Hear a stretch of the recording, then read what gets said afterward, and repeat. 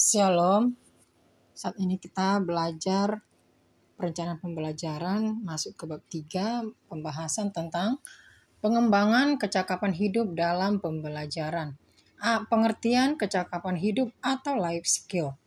Life skill atau kecakapan hidup adalah kecakapan yang dimiliki seseorang untuk berani menghadapi problema hidup dan kehidupan dengan wajar tanpa merasa tertekan, kemudian secara proaktif dan kreatif mencari serta menemukan solusi hingga mampu mengatasinya. Konsep kecakapan hidup dirumuskan secara beragam. Salah satu konsep yang dikemukakan oleh Nelson Jones menyebutkan bahwa secara netral, kecakapan hidup merupakan urutan pilihan yang dibuat seseorang dalam bidang keterampilan yang spesifik. Ya, jadi urutan pilihan berarti kan ada banyak. Jadi ada satu yang dipilih, yang disukai, yang dia mampu dikembangkannya menjadi keterampilan yang spesifik. Artinya menjadi keterampilan yang khusus yang dimiliki dia dibanding yang lainnya. Ada satu yang menonjol dalam dirinya gitu ya. Secara konseptual, kecakapan hidup adalah urutan pilihan yang memperkuat kehidupan psikologis yang dibuat seseorang dalam bidang yang lebih khusus. Sumber lain memaknai kecakapan hidup sebagai pengetahuan yang luas dan interaksi kecakapan yang diperkirakan merupakan kebutuhan esensial bagi manusia dewasa untuk dapat hidup secara mandiri. Untuk pembelajaran berorientasi kecakapan hidup adalah pendidikan untuk meningkatkan kemampuan, kesanggupan, dan keterampilan yang diperlukan oleh seseorang untuk menjaga kelangsungan hidup dan pengembangan dirinya. Ya, jadi kecakapan hidup itu adalah keterampilan, skill, kemampuan yang dimiliki seseorang. Dengan adanya kecakapan tersebut, dia mampu mandiri, dia mampu menghasilkan uang, mencari nafkah, atau bekerja dengan kemampuan yang dimilikinya itu. Dengan demikian, hidupnya tidak tergantung kepada orang lain, tidak menjadi beban tanggungan orang tua, tidak menjadi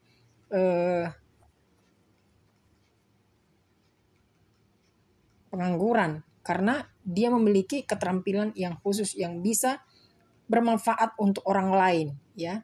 Bermanfaat untuk orang lain bukan hanya untuk diri sendiri, bermanfaat untuk orang lain, misalnya kemampuan mengajar, kemampuan menjahit, kemampuan memasak. Nah, itu kan menjahit, dengan menjahit kan dia bisa menjahit pakaian orang, dengan itu dia mendapatkan income gitu misalnya.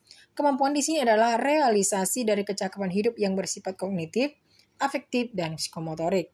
Kecakapan hidup terdiri dari kecakapan hidup yang bersifat umum dan khusus. Menurut Malik Fajar, kecakapan hidup sama dengan 4 pilar pendidikan yang dicanangkan UNESCO. Ya, 4 pilar pendidikan, yaitu learning to know, learning to do, learning to be, and learning to live together. Ya, jadi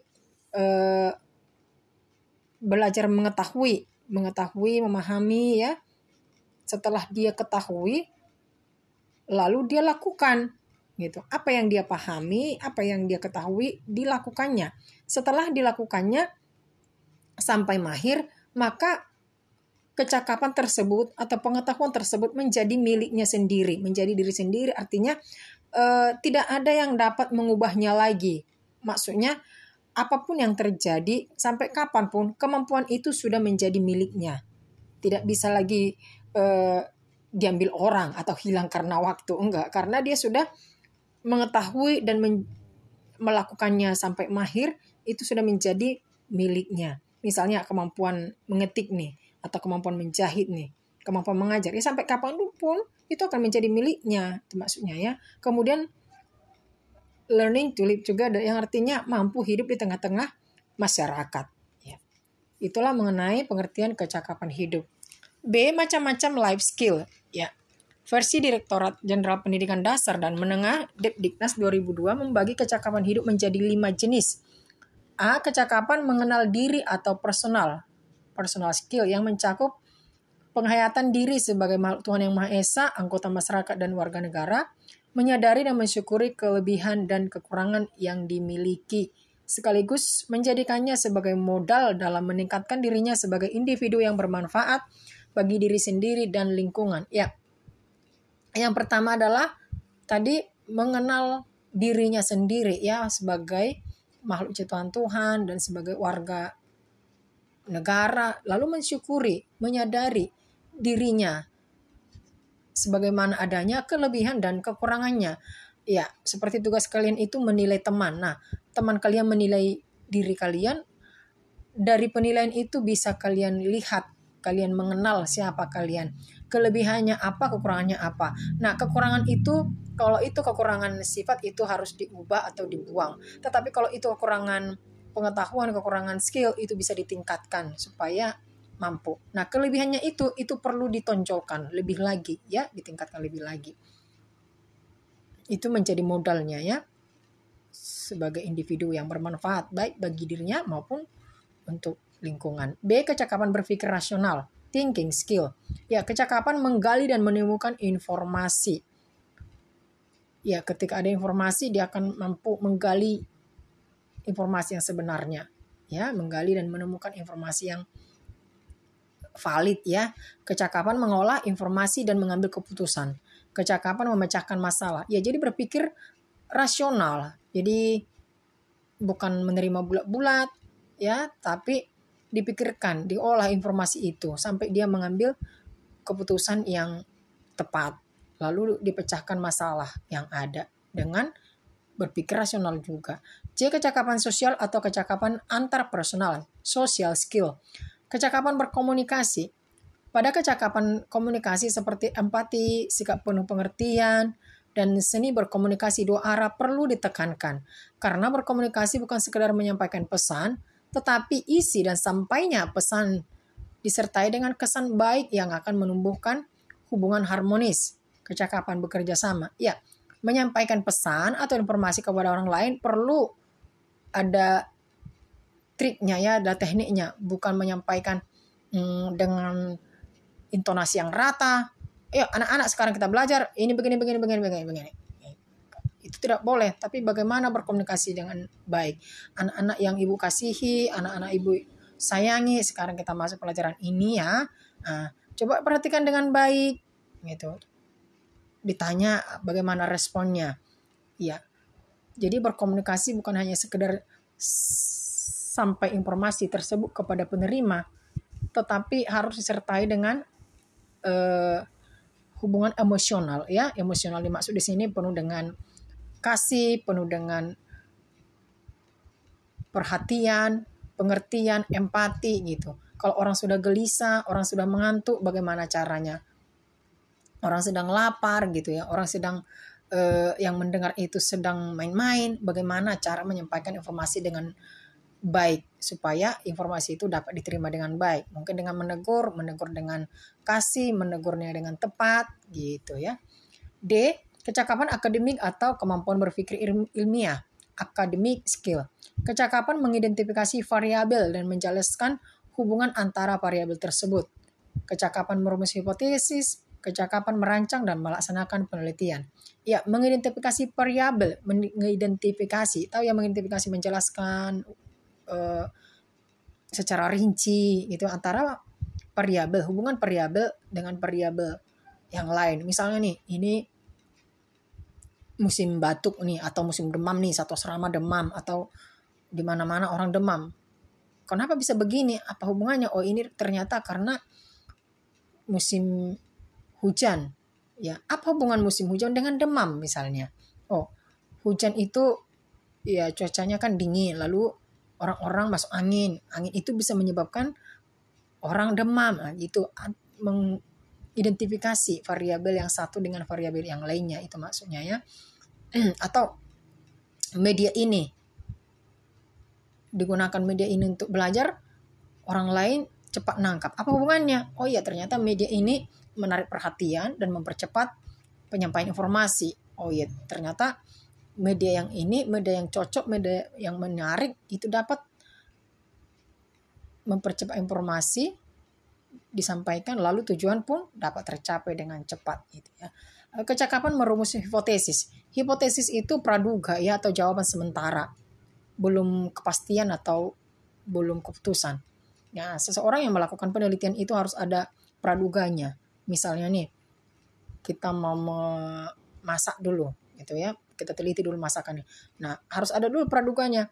Memasak dengan ukuran yang begini, dengan bahan yang begini, itu jauh lebih manis dibanding dengan begini-begini gitu. Itu kan kesimpulan sementara ya. Lalu nanti setelah diadakan penelitian, diuji lagi hipotesis tersebut benar atau tidak gitu. Ya, kecakapan merancang dan melaksanakan penelitian. Ya, harus mampu merancang penelitiannya, dirancang lalu dilaksanakan. Tidak ada penelitian tanpa rancangan terlebih dahulu ya. Penelitian itu bisa secara kualitatif maupun secara kuantitatif ya. Kualitatif itu berdasarkan buku-buku, internet dan lain sebagainya. Tapi kalau kualitatif itu dia lebih berhubungan dengan angka-angka ya, pertumbuhan ekonomi misalnya. Ya. Pengaruh COVID kepada masalah ekonomi gitu ya dan lain sebagainya. Kecakapan vokasional atau kemampuan kejuruan atau vocational skill. Kecakapan yang dikaitkan dengan bidang pekerjaan tertentu yang terdapat di masyarakat atau lingkungan ya. Dalam bidang tertentu seperti SMK ya, jurusan mesin misalnya atau otomotif ya, jurusan TKJ komputer ya, atau jurusan tata boga ya, dia kecakapan itu dikaitkan dengan bidang pekerjaan tertentu ya yang terdapat di tengah masyarakat ya. Tata boga, menjahit, otomotif itu kan diperlukan di tengah masyarakat itu. Ya, kelima jenis kecakapan hidup tersebut dikelompokkan lagi menjadi dua kelompok besar, yaitu kecakapan yang bersifat umum dan bersifat khusus atau spesifik. Uraian secara rinci dari kecakapan hidup adalah sebagai berikut. Kecakapan belajar sepanjang hayat. Nah, ini pada tahun lalu saya sudah sering ungkapkan ini ya, bahwa belajar itu seumur hidup sampai nafas terakhir ya. Kalau ada seorang berhenti belajar, berarti sampai disitulah batas kemampuannya dan sampai disitulah karirnya tidak akan berkembang ya. Belajar itu tidak harus di sekolah, belajar itu tidak harus belajar teori, tetapi belajar ya kecakapan hidup. Sudah tamat misalnya belajar menjahit, nah sekarang dia buka praktek ya, menerima jahitan misalnya gitu ya. Nah dalam menjahit itu pun dia terus belajar. Oh, kalau aku buat pola yang seperti ini, hasilnya seperti ini. Kalau aku buat lehernya seperti ini, ternyata turun-turun. Oh, belajar dari situ. Terus dia belajar gitu ya.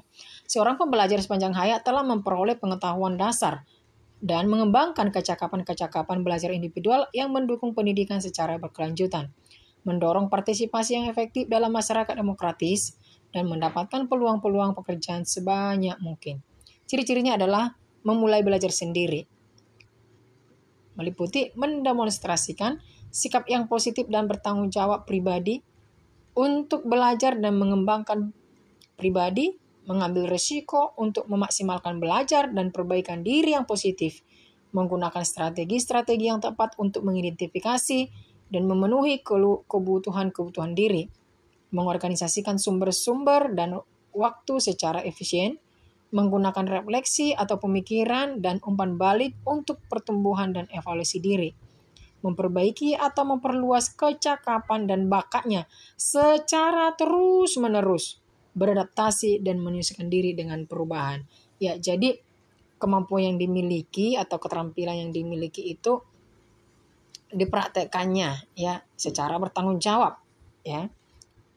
Terus dikembangkan dengan memikirkan resiko yang ada dan siap dengan resiko itu.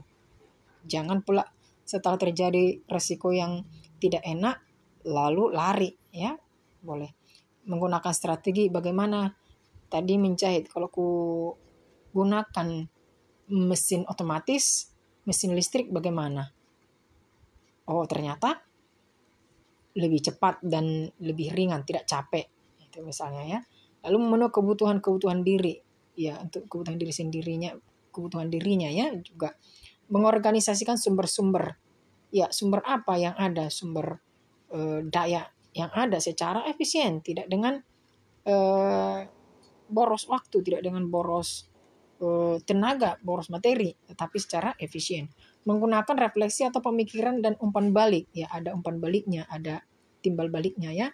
Untuk pertumbuhan dan evaluasi diri ya. Perlu berkaca ya untuk introspeksi diri. Udah bagus nggak hasil buatanku ini gitu ya.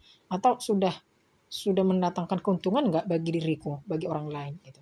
Dan sambil terus memperbaiki kecakapan yang dimiliki ya, dan memperhalusnya bagaimana supaya semakin cantik mungkin hasil pekerjaannya gitu ya, sehingga konsumen itu puas. Sehingga dengan konsumen puas maka mereka akan jadi pelanggan setia contohnya. Ya, secara terus-menerus sambil beradaptasi dan menyesuaikan diri dengan perubahan. Nah, kalau tahun lalu modelnya seperti ini, ya model sekarang gak sama lagi dengan tahun lalu. Model sekarang seperti apa? Oh, ternyata sekarang model yang 7/8 nih. Nah, terus menyesuaikan diri dengan perubahan ya. Itu di bidang pakaian tadi, keahlian menjahit. Nah, perubahan itu terus akan terjadi ya oleh karena perkembangan zaman. Ya. Satu hal yang pasti di dunia ini adalah perubahan. Perubahan itu pasti terjadi. Jadi harus terus disesuaikan terus ya. B. Mencapai tingkat baca tulis yang tinggi, meliputi mendemonstrasikan kecakapan-kecakapan dasar dan memenuhi standar bidang pelajaran, menggunakan strategi mengelola informasi yang efektif dan efisien dalam mengaitkan informasi dan pengalaman. Ya, informasi itu dikelola dengan strategi yang benar, lalu dikaitkan dengan pengalaman ya. Menerapkan pengetahuan dan informasi dengan situasi-situasi yang baru ya, karena situasi akan terus berubah ya. Ya, mungkin kita yang pergi ke suatu tempat lalu otomatis situasinya pun baru, atau mungkin tahun ajaran baru lalu muridnya itu kan baru, situasinya pun tentu baru gitu. Ya, menghargai berbagai kontribusi budaya, ya kontribusi budaya yang berbeda-beda kita hargai, lalu menerapkan teknologi untuk hidup dalam masyarakat yang semakin kompleks dan kaya informasi. Ya, diterapkan teknologi yang ada, yang canggih, yang makin mudah untuk kehidupan masyarakat yang kompleks ya. Lalu mengelola informasi, yaitu menggunakan strategi pencarian informasi yang tepat ya. Untuk mencari informasi itu digunakan strategi yang tepat, bukan kata orang, tetapi dicari dengan strategi yang tepat, mungkin dengan cara belajar melalui buku ilmiah atau dari internet gitu ya. Lalu dievaluasi, diinterpretasi, diorganisasikan dan disintesiskan ya. Sintesis masih ingat kan? Dalam evaluasi tingkat berpikir ada 6, sintesis itu bagian kelima, yaitu kemampuan merangkum, menyimpulkan, menghubungkan ya. Jadi mensintesis informasi artinya menyimpulkan, menghubungkan, merangkumkan ya, mengambil keputusan di informasi ya. Menyajikan informasi dalam berbagai bentuk ya. Informasi disajikan dalam bentuk tulisan, bentuk lisan atau bentuk verbal, non verbal ya, disampaikan informasi. Mendemonstrasikan kesadaran estetis meliputi mengembangkan dan menggunakan kriteria untuk mengevaluasi kebenaran atau keaslian, substansi dan keunggulan. Ya, dikembangkan kemampuan mengevaluasi kebenaran ya. Benar enggak itu informasinya ya, asli, valid enggak ya. Mengembangkan suatu penghargaan terhadap keindahan yang harus melekat dalam kehidupan sehari-hari, mengajak dan ikut serta dalam kegiatan estetis untuk kesenangan dan pertumbuhan pribadi. Ya, harus dikembangkan penghargaan terhadap keindahan yang melekat dalam hidup sehari-hari. Ya, bukan menjadi ditinggalkan. Misalnya nih, budaya Indonesia ya, khususnya Batak ada ulusnya. Bagaimana cara kita menghargai ulus? Bagaimana cara kita menghargai tortor ini gitu ya? Dengan melestarikannya, dengan memposting juga itu termasuk penghargaannya, dan mengajak dan ikut serta terlibat dalam kegiatan estetis, dalam kegiatan kebenaran ilmiah ya, untuk kesenangan dan pertumbuhan pribadi.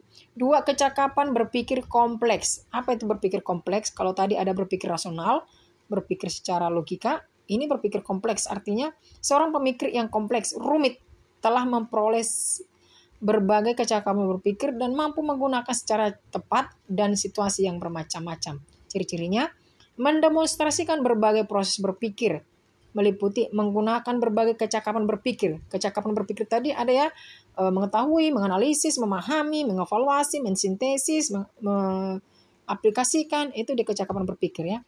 Memadukan berbagai kecakapan berpikir ke dalam proses yang menyeluruh ya. Kecakapan berpikir tadi dipadukan ya, dipadukan semuanya dalam proses yang menyeluruh. Menggunakan proses berpikir dalam hal-hal yang konkret dan juga yang abstrak ya. Konkret itu yang nyata ya, yang bisa dilihat, dirasakan, diraba. Tapi kalau abstrak mungkin hanya bisa dirasakan tapi tidak bisa diraba. Itu ya abstraknya, misalnya udara, langit, ya udah tahu lah kalian itu ya. Memadukan informasi yang baru dengan pengetahuan dan pengalaman yang ada. Ya, dipadukan informasi yang baru. Ada informasi yang baru dipadukan dengan pengalaman yang ada. Artinya dengan informasi yang lama. Meliputi menggunakan proses berpikir untuk menafsirkan informasi. Ya, ketika ada informasi, kita harus tafsirkan itu dengan apa? Dengan menggunakan proses berpikir. Ya, mengorganisasi dan mengelola informasi, menggabungkan atau menyatukan informasi dalam cara-cara yang baru dan unik. Ya, disatukan. Informasi itu digabungkan dalam cara yang baru dan unik. Unik ya, spesifik dan unik, berkarakteristik ya, baru. Unik, berbeda dari yang lain, itu maksudnya ya. Menerapkan kecakapan berpikir secara strategis. Ya, kecakapan berpikir itu diterapkan dengan strategis, meliputi mengakui dan memonitor penggunaan proses berpikirnya sendiri. Memprediksi konsekuensinya ketika membuat keputusan. Ya, ketika membuat keputusan harus diprediksikan konsekuensinya. Misalnya nih, kalau aku berhenti, konsekuensinya apa ya? Kalau aku melangkah, konsekuensinya apa? Harus bisa diprediksikan. Jangan langsung ambil keputusan tanpa memikirkan apa konsekuensinya. Harus dipikirkan resikonya. Lalu sudah siap belum dengan resiko itu? Baru ambil keputusan ya. Mempertimbangkan ide-ide baru dan pandangan yang bervariasi untuk memperluas wawasan. Ya, ide-ide baru itu dikembangkan ya untuk memperluas wawasan dan menambah pemahaman, menyeimbangkan rasio dan emosi dalam membuat keputusan. Ya, jadi dalam membuat keputusan enggak pakai emosi doang. Aku sudah kesal, udah berhenti aja aku. Aku udah begini, ku tonjok aja. Enggak. Dipikirkan, diseimbangkan antara pikiran dan emosi. Atau mungkin, kalau ku tegur dia nanti tersinggung. Udahlah, enggak sampai hati, aku enggak tega. Enggak boleh gitu. Seimbangkan logika dengan emosi. Kalau ku tegur dia mungkin tersinggung. Tapi kalau enggak ku tegur, dia akan semakin menjadi-jadi. Bagaimana caranya? Seimbangkan pikiran dan emosi. Dia harus ditegur. Tapi bagaimana supaya dia tidak tersinggung? Berarti harus ku tegur dengan kasih, kutegur dengan baik, kutegur dengan empat mata, kutegur secara lembut. Diseimbangkan antara pikiran dan emosi sehingga keputusan diambil, keputusan yang tepat ya. Jadi ketika dia menegur itu sudah logika dan emosinya pun dipertimbangkan. Emosi baik emosi yang dirinya sendiri maupun emosi yang lain gitu ya. Memadukan informasi baru dengan pengetahuan dan pengalaman yang ada. Jadi informasi baru didengar dipadukan dengan pengalaman dan pengetahuan yang sudah dimiliki. 3, kecakapan berkomunikasi yang efektif. Ya, komunikasi ini perlu ya. Jadi bukan hanya sekedar pintar, ilmunya banyak, lalu dia juga keterampilannya juga oke, tapi nggak mampu berkomunikasi dengan baik. Ya. Hidup ini kan sangat diperlukan komunikasi ya. Seorang komunikator yang efektif mampu berinteraksi dengan menggunakan berbagai media, misalnya membaca, menulis, berbicara, mendengar, bernyanyi, bermain alat musik, berdansa, berdrama, memahat, dan lain sebagainya. Ciri-cirinya adalah menggunakan metode yang tepat dalam berkomunikasi dengan yang lain, meliputi merencanakan, mengorganisasikan, dan menyeleksi ide-ide untuk berkomunikasi. Memilih metode atau cara komunikasi yang tepat untuk mencapai tujuan. Misalnya membaca, menulis, berbicara, mendengar. Mengakui atau menghargai sifat-sifat audiens. Jadi berbicara siswa itu dilatih untuk berkomunikasi dengan baik dan benar. Jangan bicara, oi, bagaimana ini? Nggak seperti itu. Bagaimana berkomunikasi dengan baik? Teman-teman sekelas, ya teman-teman, bagaimana tentang ini gitu ya, disampaikan, berkomunikasi dengan benar. Lalu juga diakui dan dihargai sifat-sifat audiens. Dengan siapa dia berbicara? Misalnya guru nih, audiensnya siapa? Audiensnya tentu murid. Audiensnya tentu mungkin guru-guru yang lain gitu ya. Harus diakui mereka sebagai pribadi dan dihargai. Misalnya ya anak-anak ibu yang ibu sayangi, anak-anak bapak yang bapak cintai gitu ya. Kalian ini masih muda, kalian ini masih energik, ayo kembangkan terus gitu ya. Dihargai sifat-sifat audiensnya. Kalau audiensnya orang tua, ya dihargai. Orang tua kami yang menjadi panutan bagi kami, orang tua yang menjadi pelindung, ayolah bapak ibu gitu ya. Itulah cara berkomunikasi yang baik kepada audiens. Berkomunikasi secara jelas dalam ucapan, jangan juga seperti kumur-kumur. Ya, jelas dalam ucapan, artikulasinya jelas ya.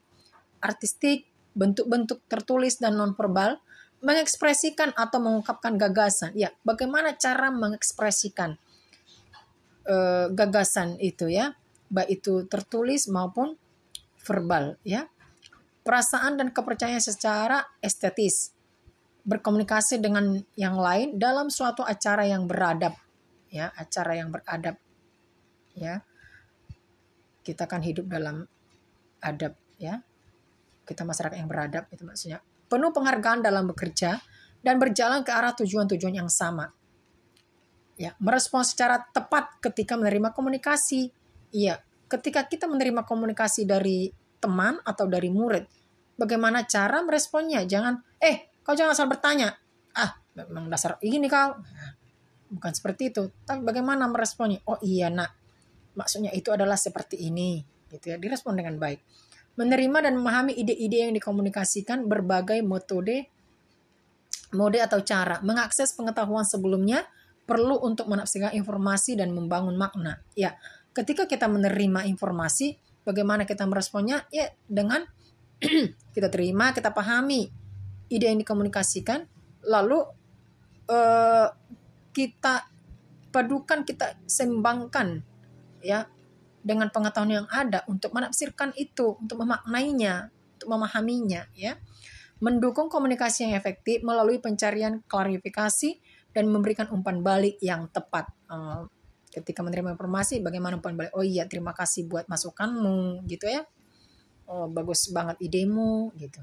Mengakui atau menghargai komunikasi yang efektif, beradaptasi dan menyesuaikan komunikasi sesuai dengan kebutuhan-kebutuhan dari audiens pendengar yang dimaksud.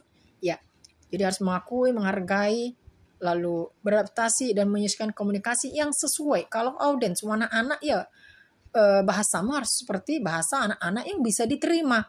Ya, itulah kebutuhan audiens. Tapi kalau pendengarmu itu remaja, ya gunakan juga sekali-sekali bahasa gaul mungkin yang lebih dapat cepat ditangkapnya. Kalau itu orang tua, gunakan kata-kata yang lebih sopan santun terhadap orang yang lebih tua gitu ya. Lalu keempat, kecakapan kolaborasi. Ya, ini salah satu skill yang diharapkan di era disrupsi ini ya. Si orang kolaborator bekerja secara efektif dengan yang lain untuk mengidentifikasi dan mencapai hasil-hasil yang diterapkan. Ya, mengidentifikasi itu menjelaskan secara rinci ya, diidentifikasi bagaimana kepalanya, bagaimana hidungnya, bentuk hidungnya ini bagaimana, tinggi, runcing gitu ya, itu diidentifikasi ya. Ciri-cirinya memahami dan melayani dalam berbagai peran. Ya, ingat kolaborasi itu perpaduan antara satu dengan yang lain. Ya, misalnya di sini dalam belajar itu ada kelompok gitu ya, kelompok diskusi, kelompok belajar, mengambil peran sebagai pemimpin atau partisipan secara tepat. Kalau guru itu sebagai pemimpin ya, mengubah atau menggeser peran secara halus, mengajar kecakapan-kecakapan baru. Maksudnya di sini mengubah, menggeser peran secara halus. Artinya guru di sini bukan hanya lagi sebagai penyampai informasi, penyampai materi, tetapi mengajar kecakapan-kecakapan yang baru. Itulah kolaborasi yang dimaksud adalah bagaimana memfasilitasi, menjadi fasilitator, menjadi penginspirasi bagi murid. Bukan hanya sebagai penyampai materi, penyampai informasi, tetapi sebagai fasilitator, sebagai inspirator bagi siswa. Jadi kolaborasi artinya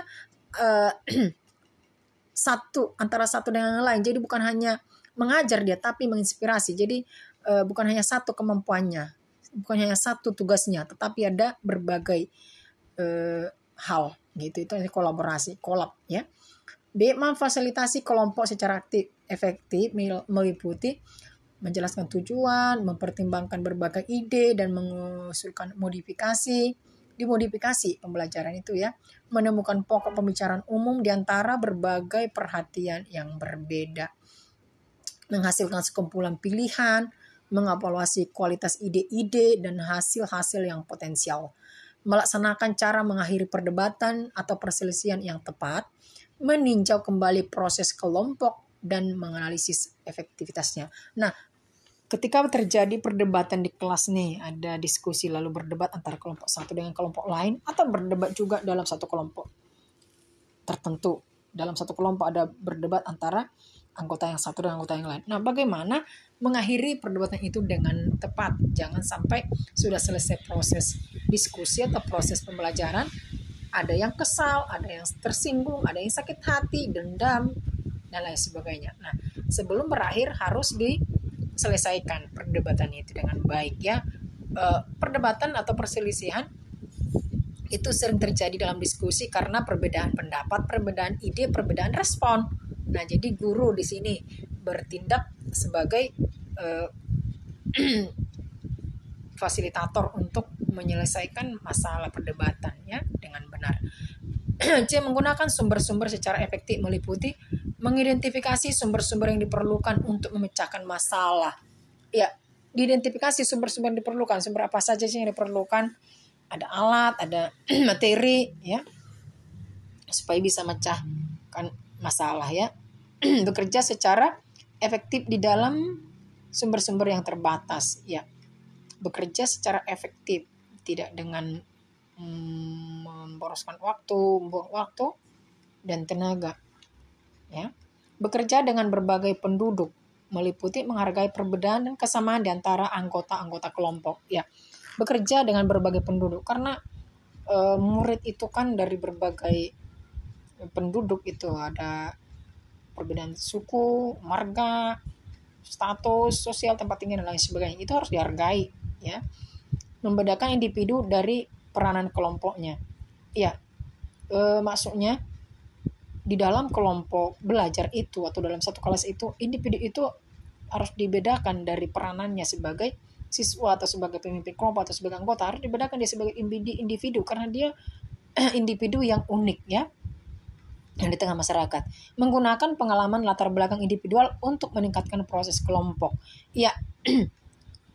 Digunakan pengalaman latar belakangnya, latar belakang apanya, latar belakang studinya, latar belakang kehidupannya di keluarga untuk meningkatkan proses kelompok itu ya, kelompok belajarnya. Menghargai perbedaan budaya, etnik, dan memanfaatkan mereka dalam cara-cara yang positif. Memperlakukan yang lain dengan kasih sayang ya. Jadi dihargai perbedaan budaya, etnik yang ada dan memanfaatkan mereka dalam cara yang positif, dimanfaatkan mereka, dan juga budaya mereka dimanfaatkan untuk hal yang positif untuk kemajuan dirinya dengan kasih sayang. Merespon secara tepat terhadap hubungan timbal balik yang kompleks ya. Direspon dengan baik ya. Menyeimbangkan kebutuhan pribadi dan kelompok, diseimbangkan. Kalau misalnya satu orang nih lapar sementara yang lain belum lapar karena mereka fokus belajar, ya diseimbangkan. Jangan kebutuhan pribadi aja yang dipikirkan, tetapi kebutuhan kelompok gitu ya. Atau nih ada belajar sama-sama kan. Yang satu, punya aku udah siap kok, udah bubarlah kita. Padahal bagian yang lain belum. Nah, bagaimana kebutuhan kelompok ini diseimbangkan ya? Membangun konsensus, mengakui perasaan dari dinamika kelompok. Ya, peranan perkembangan kelompok itu diakui, ada peningkatan enggak ya gitu. Menyelesaikan beberapa konflik secara positif. C, tadi A, pengertian kecakapan hidup, lalu B, jenis kecakapan hidup. Sekarang C, tujuannya. Tujuannya itu apa sih? Ya, tujuan diterapkannya konsep pendidikan berorientasi kecakapan hidup atau life skill adalah sebagai berikut. Memfungsikan pendidikan sesuai fitrahnya, yaitu mengembangkan potensi manusia peserta didik menghadapi perannya di masa yang akan datang. Ya, anak didik itu tidak selamanya dia akan menjadi anak-anak, tidak selamanya menjadi remaja, tetapi akan menjadi dewasa, bahkan menjadi orang tua, menjadi lansia. Nah, jadi dari sejak dini mereka dipersiapkan untuk menghadapi peranannya di masa yang akan datang sebagai manusia yang dewasa, sebagai orang tua kelak, sebagai orang yang warga negara yang bertanggung jawab di tengah-tengah negara ini kelak, gitu ya. Jadi dipersiapkan ya. Memberikan peluang bagi institusi pelaksana pendidikan. Institusi pelaksana pendidikan ya tentu sekolah ya atau lembaga pendidikan untuk mengembangkan pembelajaran yang fleksibel dan memanfaatkan potensi sumber daya yang ada di masyarakat sesuai dengan prinsip pendidikan terbuka berbasis luas dan mendasar serta prinsip manajemen pendidikan berbasis sekolah. Ya, diberikan kesempatan kepada sekolah untuk mengembangkan potensi-potensi berdasarkan sumber daya yang ada baik di sekolah di masyarakat itu ya. Lalu membekali tamatan dengan kecakapan hidup agar kelak mampu menghadapi dan memecahkan permasalahan hidup dan kehidupan, baik sebagai individu yang mandiri, masyarakat, dan warga negara. Ya, tamatan. Gak mungkin kan sudah tamat baru dia cari. Itu sudah tidak berhak lagi sekolah itu. Tapi maksudnya di sini adalah sebelum mereka tamat, dibekalilah mereka sejak dini, yaitu semasa sekolah, supaya mampu menghadapi permasalahan hidup, karena banyak masalah. Setiap hari kita punya masalah baik itu diri sendiri maupun terhadap teman ya, masalah sosial yang paling banyak ya, masalah ekonomi, masalah warga negara gitu ya. Dibekali dengan kecakapan hidup, kecakapan tadi, jenis-jenis tadi dibekali supaya dia mampu menghadapi masalah, memecahkan masalah dengan apa? Dengan cara yang benar. Diajari peserta didik itu untuk memandang masalah itu dari berbagai sisi, dari berbagai sudut, bukan dari satu bidang atau dari emosinya saja. Masalah ini terlalu berat, udah aku nyerah. Jangan seperti itu. Tapi dia cari untuk berjuang, untuk mencari solusi terhadap masalah itu. Dia cari untuk mencari akar atau sebab masalah itu, dan dia cari untuk menghubungkan masalah itu dengan penyebabnya dan tujuannya. Tujuan masalah ini apa sih? Gitu. Misalnya ketika seorang menjalin hubungan nggak harus hubungan pacaran, hubungan pertemanan nih, menjalin relasi.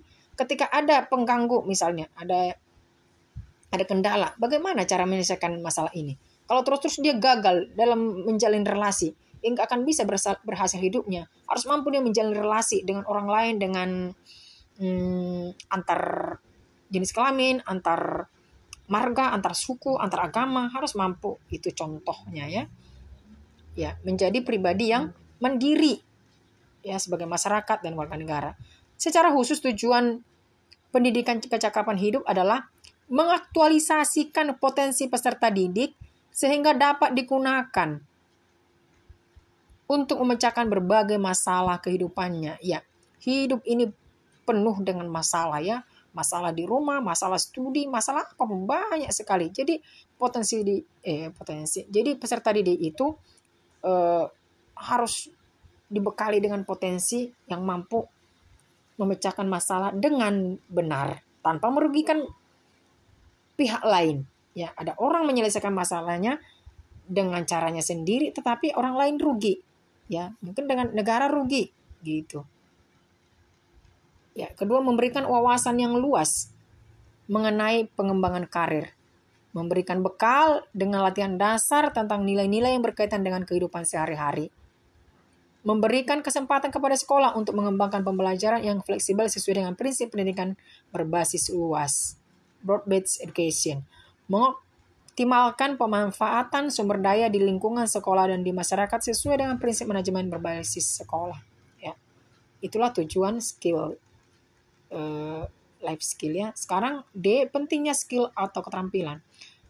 Sebagian masyarakat bahkan orang tua beranggapan bahwa memiliki anak yang pandai sudah cukup.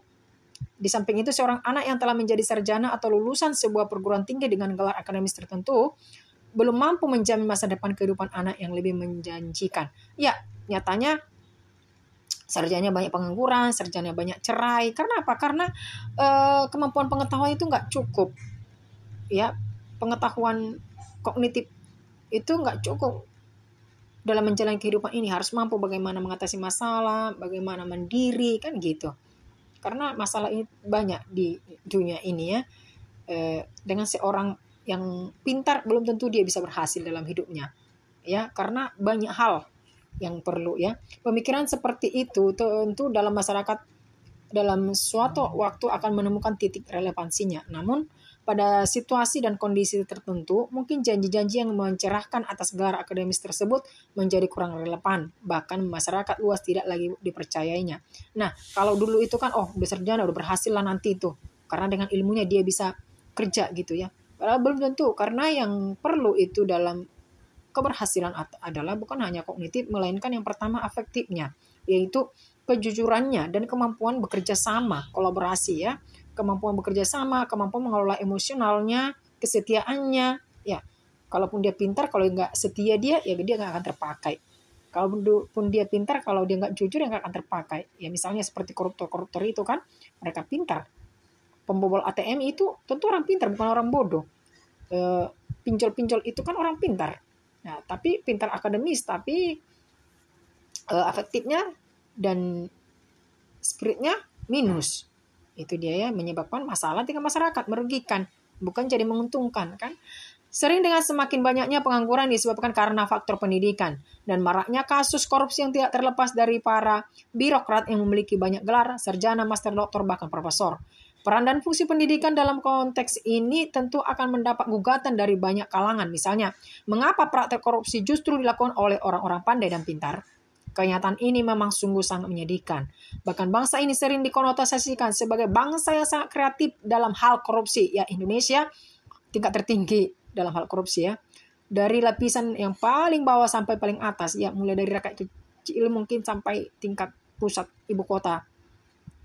Ya, tingkat daerah, tingkat manapun, semua lapisan itu terdapat korupsi ya. Pada dasarnya pendidikan diselenggarakan bukan semata-mata membekali peserta didik dengan berbagai ilmu pengetahuan, ya bukan hanya kognitif, namun pendidikan juga harus berorientasi pada pemberian bekal bagi peserta didik agar dapat menjalani kehidupannya dengan baik, terutama dalam situasi dan kondisi di era globalisasi ini. Jadi bukan hanya untuk pintar, tetapi bagaimana menjalani kehidupan dengan baik, dengan jujur ya, terutama dalam kondisi era globalisasi ini. Dijelaskan dengan tegas dalam Undang-Undang Diknas nomor 20 tahun 2003 bahwa tujuan pendidikan selain bertujuan mengembangkan potensi peserta didik menjadi warga negara yang beriman, bertakwa pada Tuhan Yang Maha Esa, berakhlak mulia, sehat, berilmu, juga bertujuan agar peserta didik menjadi manusia yang cakap, kreatif dan mandiri. Ya, cakap, kreatif dan mandiri. Ya, kecakapan, kreativitas dan kemandirian merupakan 3 poin yang sangat penting untuk dimiliki setiap peserta didik agar ia dapat cakap dalam menghadapi realita kehidupan, kreatif, dan memberikan solusi yang tepat atas persoalan yang dihadapinya. Ya, Mulyasa menegaskan bahwa tantangan kehidupan di masa yang akan datang menuntut manusia untuk hidup secara mandiri, sehingga peserta didik harus dibekali dengan kecakapan melalui muatan proses pembelajaran dan aktivitas lainnya di sekolah. Nah, jadi masa depan itu tidak bisa kita prediksikan zaman yang akan datang. Nah, oleh sebab itu peserta didik harus dibekali supaya mandiri ya, untuk menghadapi dan memprediksi apa dan bagaimana masa depannya ya. Pada hakikatnya pendidikan yang berorientasi kecakapan hidup adalah pendidikan untuk membentuk watak dan etos. etosnya, semangatnya, jiwanya ya. Selain itu, pendidikan yang seperti ini bertujuan untuk mengaktualisasikan potensi peserta didik sehingga dapat digunakan untuk memecahkan problem yang sedang dihadapinya. Tuntutan life skill pada dasarnya mencakup beberapa aspek, diantaranya keterampilan peserta didik, profesionalitas, dan kecakapan dalam melakukan transformasi perubahan menuju perubahan sosial.